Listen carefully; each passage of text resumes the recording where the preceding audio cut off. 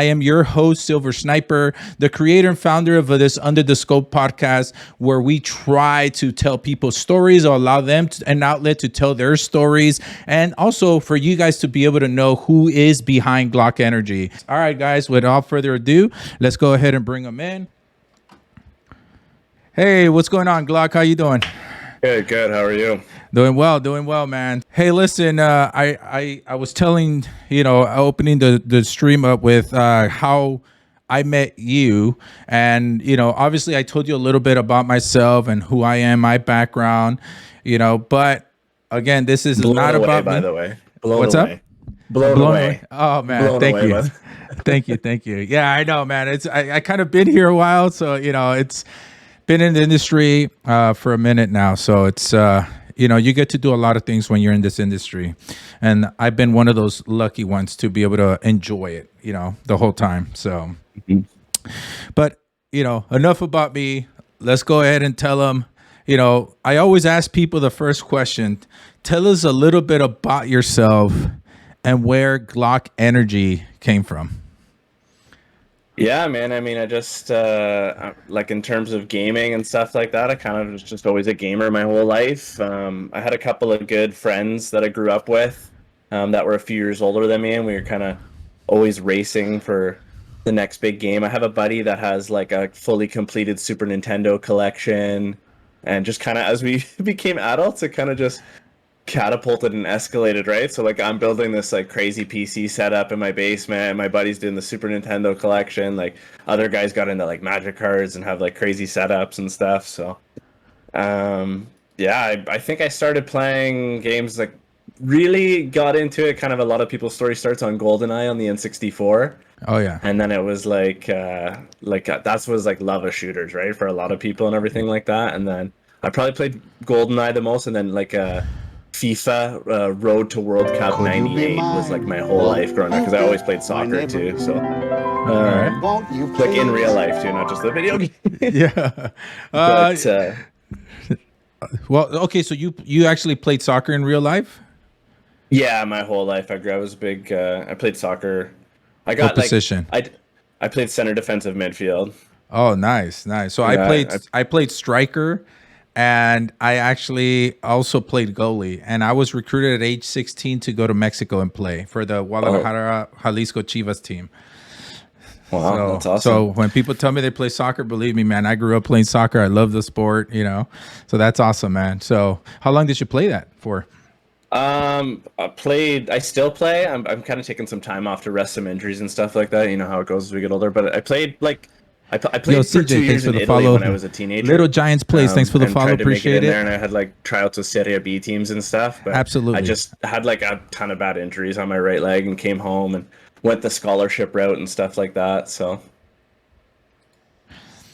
Okay, yeah, no, I injuries are the worst. Trust me, I know, and I have a full cadaver graft on my left knee ACL because I blew my knee. I'm 41 years old, so I blew it at 33. So it's been a while now, but it's just one of those injuries, man, that as the older you get, it's the harder to come back from. So absolutely, no, I get it. thank you for sharing that and how you got started in the industry. Can you tell us where you got the gamer tag GlockEnergy? Why GlockEnergy?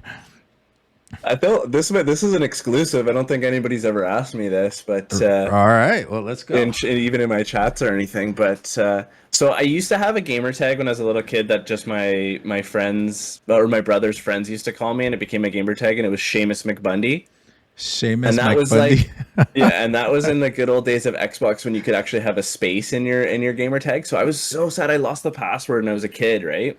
Yep. I was so sad to lose it. And then so I'm trying to think, I'm thinking, my dad comes down, living at home still. I forget how old I was. Some of my teams, my dad comes home and he's got a Team Glock shirt on from like Formula One racing, I think back then, or some car racing team. And Okay. then I'm drinking a Monster Energy, and GlockEnergy was born, man. Hey, believe me, man, I've heard some good stories on how names came about. Okay, so how many, and it's crazy you say that. And see, that's one of the things, like a lot of the people we play with, like there's not a lot that they know about us. Like again, there's all these people I played with, electronics I played with for, since almost, like, I think we met in Warzone during the pandemic, Skitty 84 Gaming, there's El Lindo Nino, like, and there's a bunch of other ones that I've played with. And now recently I was like, man, like, I know their names. Some of them I know their names, some I don't. But their gamer tags is very interesting where they came up with that, And so the funny in this particular case is that no one's ever asked you where your name came from, And so here we are, exclusive, guys, right? You heard it here from GlockEnergy where that name came from. So you said, obviously you told us you started in Nintendo 64. So, what games and genres do you like playing? Yeah, I play mostly shooters and sports games. I'm Okay. big into like the dungeon crawler. Like I can't wait for Diablo 4 to come out this year. I'm really excited for that. So once that comes out, that's pretty much what I'm gonna be fully diving into in June. But until then, we're just rocking Overwatch 2 all the time. Okay. And like growing up, I played Call of Duty. Like I loved Warzone, obviously, like with the pandemic and everybody, like, they Call of Duty captured a thing that'll never happen, which is everybody at home with Yeah. nothing to do again, right? Like we'll never see anything. Hopefully we'll never see anything like that again. But Yeah. so you find your few buddies and you have your play group, and it was an amazing time. And then Warzone 2, I couldn't get into it. It's too much time grinding the weapons to unlock all the attachments and everything, and I just don't, you know, dad comes first in the I'm a dad gamer, so Yeah. it's tough to grind all the weapons and everything. I'm just not good enough anymore, I guess. Hey, listen, man, we're all good enough, right? I finished mine Mhm. not too long ago. I think I got mine like either towards somewhere like the end of, December or beginning of January, but I was able to finish mine, like all of them, so I have the Orion, Mhm. but it took a Oh while, man, wow. let me tell you. So, It's a grind, right? And I yeah. don't get me wrong, I respect the grind. It's awesome and it is part of the fun of the game, but it's tough when I just want to jump on for a couple Warzone matches or something. Then you get lit up because you don't have the meta, right? Yeah. Well, obviously you see the meta is going to change here. There's some nerfing coming to all the weapon balancing and everything. And by the way, CJ says hi. So he's in the chat. What's up, CJ? Thanks, dude. Thanks for coming out. Yeah. So, and also Fez says that's a great name there. So she's saying hello, hello.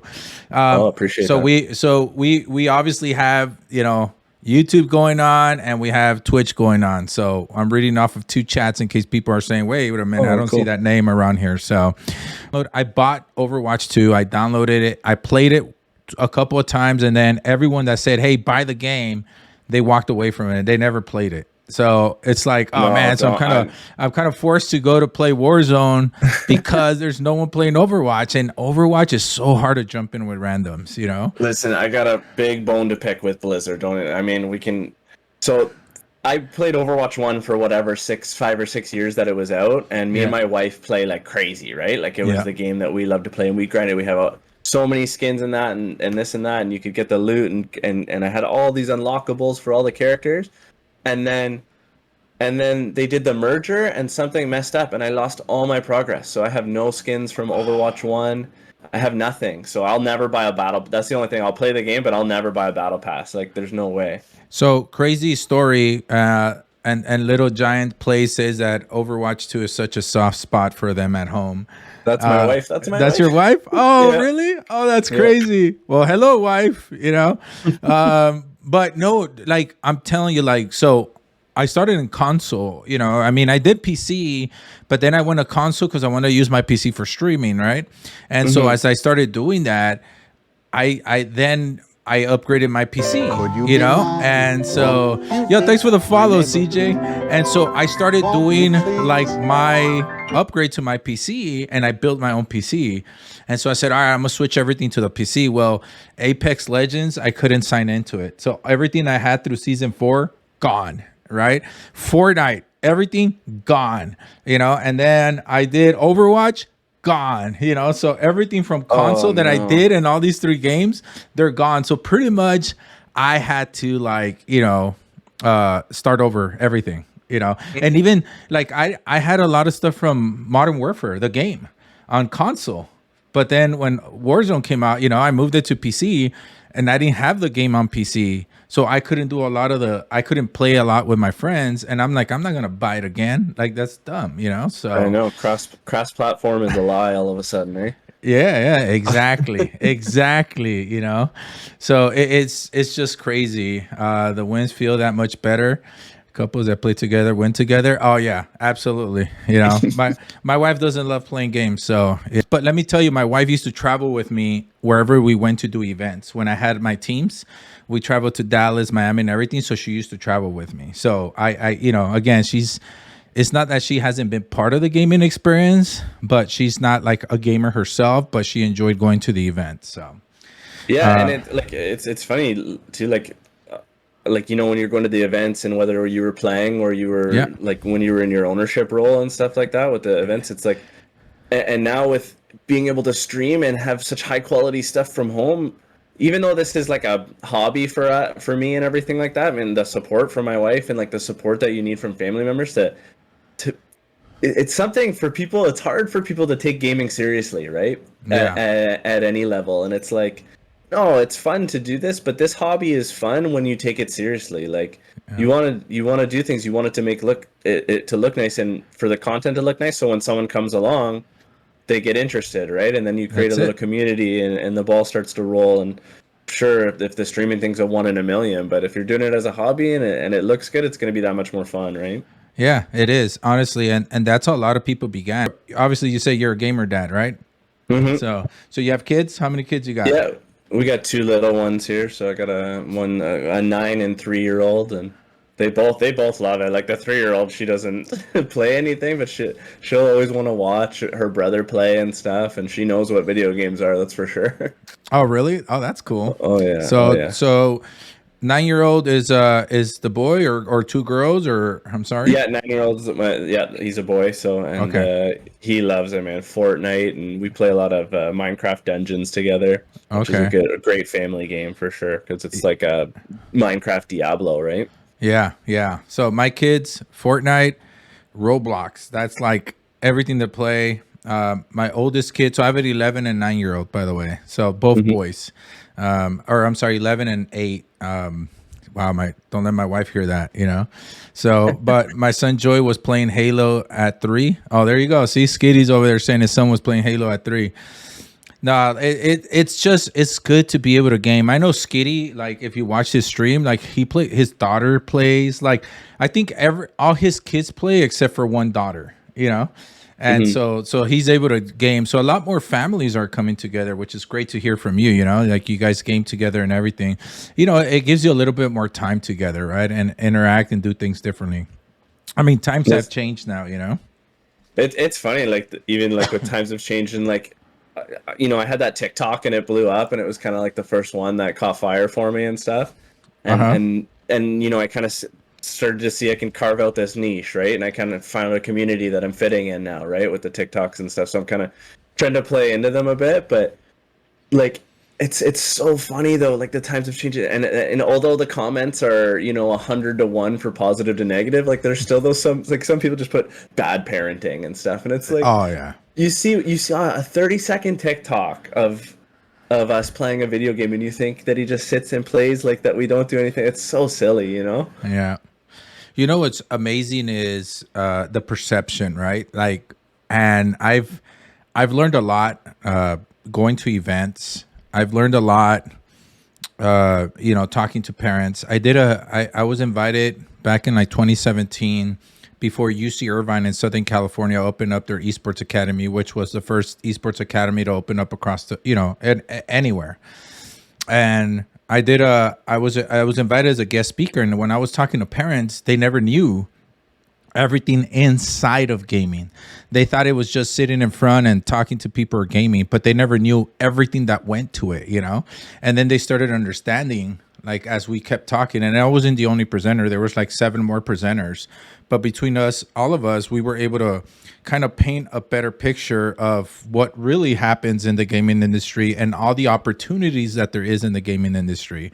So you playing video games today doesn't mean that won't lead you into a career into the gaming industry or esports scene. It doesn't mean nothing anymore. It meant nothing before because that's how people saw it, but now so many vast opportunities that are within, right? So Absolutely. And it's funny. It's funny too, because like my dad. Like I think we were talking about like how I got my start, or like how I got into gaming, or in the come up and stuff. And like I think like one of the biggest things for me is my dad.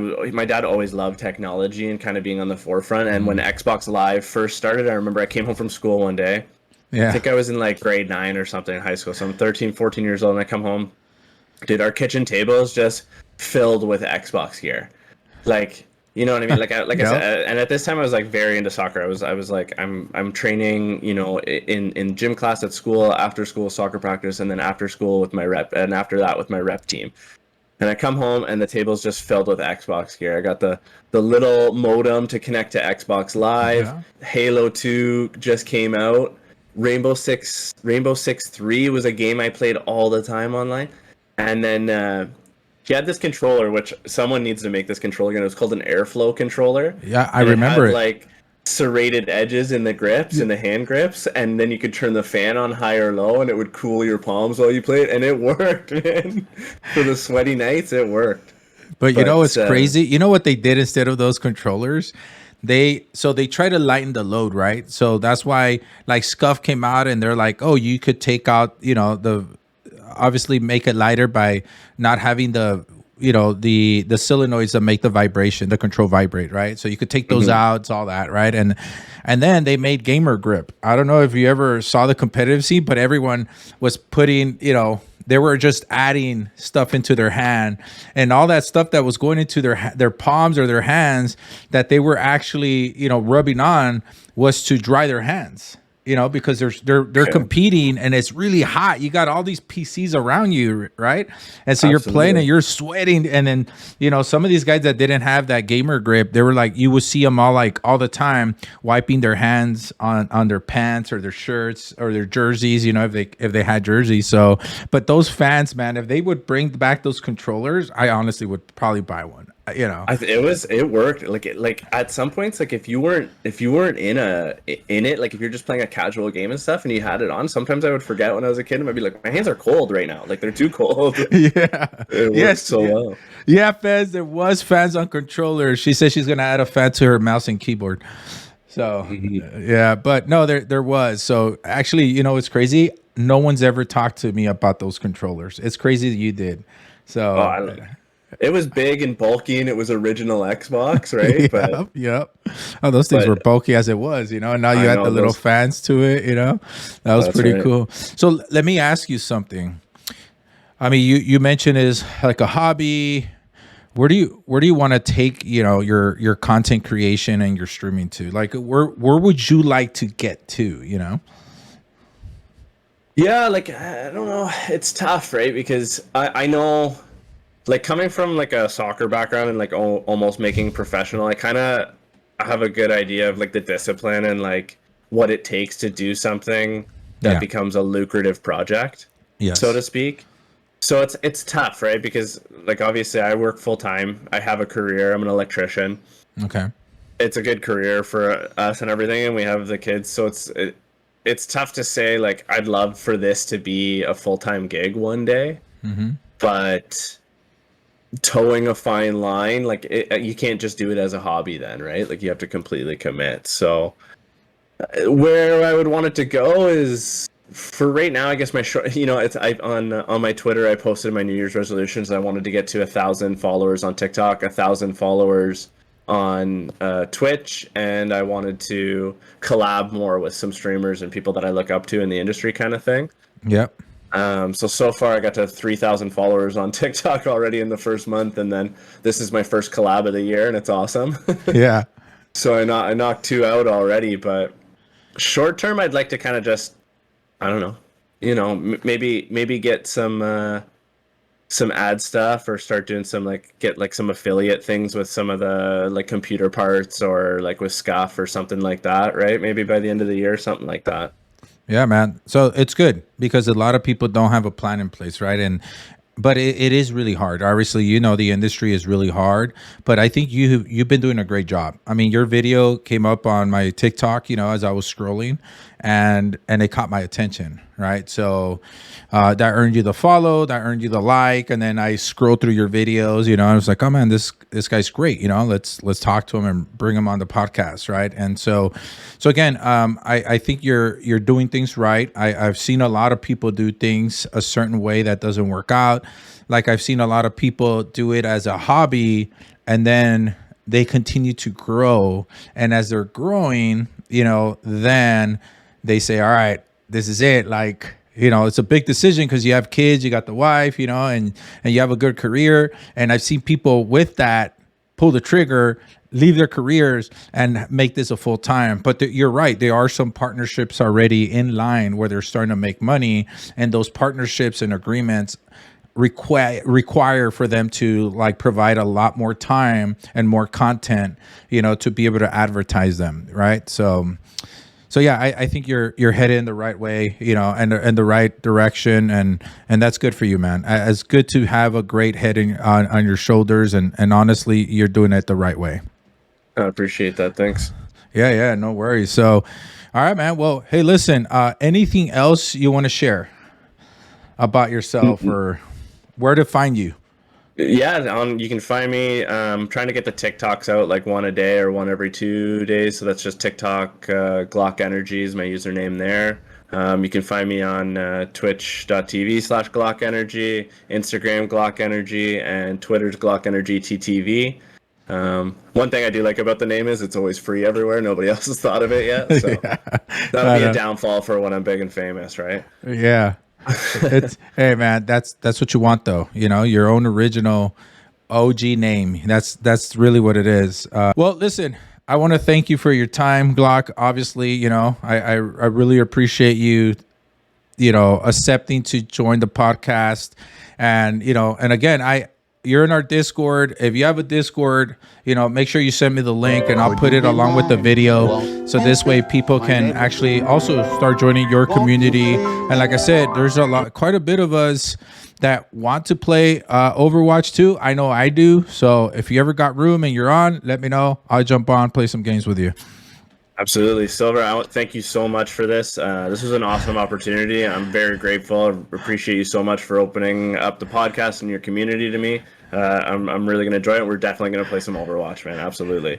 All right, Glock. Well, we'll catch you. We'll catch you later, man. Thanks so much for stopping by again and for talking with us. Thanks. Goodbye, everybody. All right. See you, everyone. All right, everyone. Well, you guys saw, you know, and I want to thank GlockEnergy again for stopping by. His community has been stopping by, and obviously always the neighborhood for being here and supporting us. So thank you so much.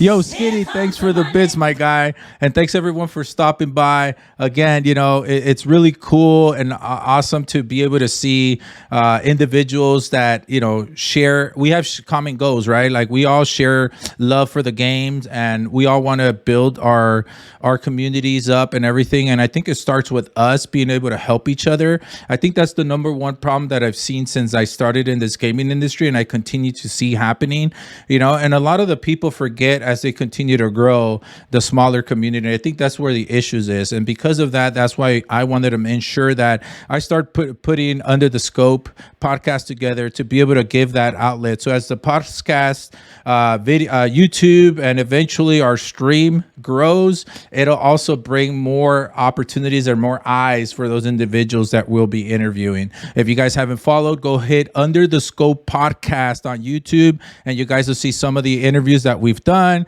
And again, you'll be able to see GlockEnergy's interview there if you came in late or you missed it. But I want to thank everyone so much for that opportunity. And with that, we'll go ahead and close this session. So thank you again so much, guys. And thank you everyone for the opportunity and for stopping by.